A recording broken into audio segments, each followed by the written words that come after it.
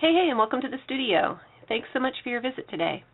I wanted to take a couple quick moments to show you how I made this stained glass window using the lattice die from the Big Shot. It's a Big's die, and I used it with some early espresso, Cajun craze, more mustard, and wild wasabi cardstock. Now, it looks like a complex project, and it really isn't. It's fairly time-consuming, but there are some things that I want to show you today that will help make it a little simpler for you. So I'm going to zoom out a bit because I'm going to bring on the Big Shot. Okay. So here it is. And as you can see, I've got my cutting sheet and then my lattice die on top here.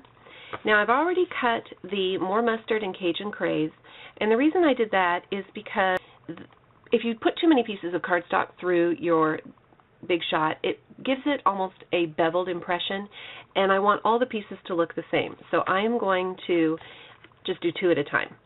I'm also going to show you that here is the label with the name of the die. That's going to lead into the machine, and I'm going to put my cardstock on here so that I cover the design, but I'm also going to make it so that there's just a wee bit of space ahead of the design here, and I've got more of a tail at the end.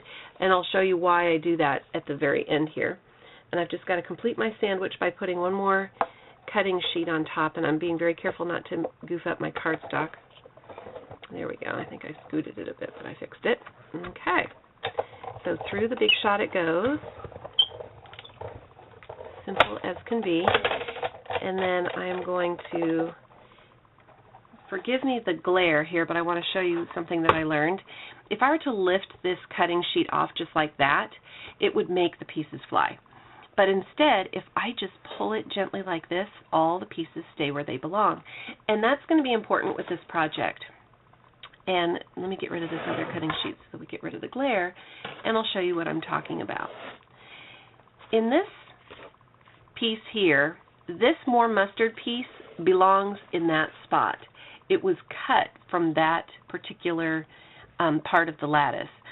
The piece that maybe this Cajun craze piece here is a slightly different shape than that one. And so you'll just make things a lot simpler for yourself if you keep track of which pieces came from this exact location. And so by doing what we just talked about with the edge of the die cut that's got the label, you'll know that where everybody comes from. So I'm going to take these pieces off, and the simplest way I've found to do that is to take a piece of scrap cardstock, and I'm just going to flip it like it's a cake pan, and then lift off the die. Whoop, something just fell out. Okay, so there's the label, and it came from here. You can see where the word Sizzix is. So I'm going to remember that this slightly shorter space between the lattice and the edge of the cardstock, it's very slightly shorter than this end, but that'll help me remember that this was the edge where the label was. And I'm actually going to turn it like this, there. And then that'll help me, because I'm going to scooch these guys up a little bit and bring over my, and first I'm going to set down my Big Shot. It's in my lap and I can't move very well. There we go. Okay, I've already cut, as I mentioned, the more mustard and Cajun craze, and here is the shorter end that led with the label side of the die versus here. So then when it comes time to start, I'm going to pull up my lattice here. When it comes time to put the pieces in, I will know exactly where in the die they were cut from, which again just makes it go a lot faster and easier for you. So just like neurosurgery, I've lifted off the lattice here. I've made it sound a lot scarier than it needs to.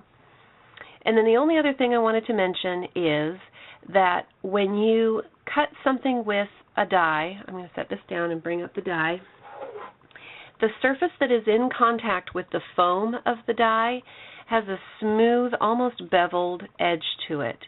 And if you flip it over, this was the side that was in contact with the cutting sheet, there's a rougher, you can tell it's the underside. Just make sure you remember what side is which as you're adding the pieces. So don't put the smooth side up, the beveled side up for your lattice, and then try and put a piece in that's upside down. It just won't seat as well, and you'll see what I'm talking about. This is very much like putting a puzzle together, though if I say that it sounds scary, so don't be frightened away. Now, what's exciting about this card is that there are a slew of options for things you can do with it. You can use one color and do the same color for all the petals and then maybe a different color for the diamonds. You can do different designs within, like I did, an alternating pattern here with the mustard and the Cajun craze, but you could do something with the 4 petals at a time. Over the next couple of weeks, I'll do some different variations on this card so that you can see all of the options you have color-wise for this card. And again, just by keeping track of what direction really you were punching things out in and keeping the same side up will make it so much simpler. The last thing I wanted to mention is that I have accrued myself quite a little envelope of lattice pieces. And these are the bits that are left over from making these cards. These are my Thanksgiving cards this year, so I've run this process through the Big Shot a few times.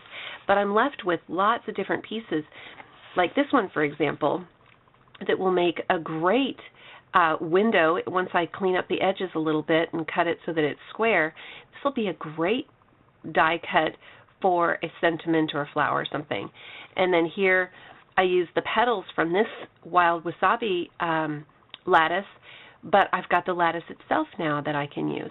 So these are certainly worth hanging on to because there are all kinds of project options available to you.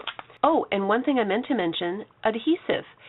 You can use the two-way glue, which is what I used and really found it to be helpful. And then in the mini catalog for the holidays, there is a new adhesive sheet that you can use that is super duper effective. And basically, it's kind of, if you've ever seen a Xyron before, one of those Xyron sticker machines, this is kind of the same idea. But it's for the Big Shot, it's called a multi-purpose adhesive sheet. And basically what you do is you stick it onto your piece of cardstock before you feed it into the Big Shot, and then the piece of cardstock, all the little bits and the lattice have the adhesive on the back. And so then you can fold those up, or pull those up rather, and then they just slap right down onto the cardstock. So however you best want to adhere your pieces, there are lots of options for you. So thanks so much for your visit, and I hope you have a great day. Bye-bye.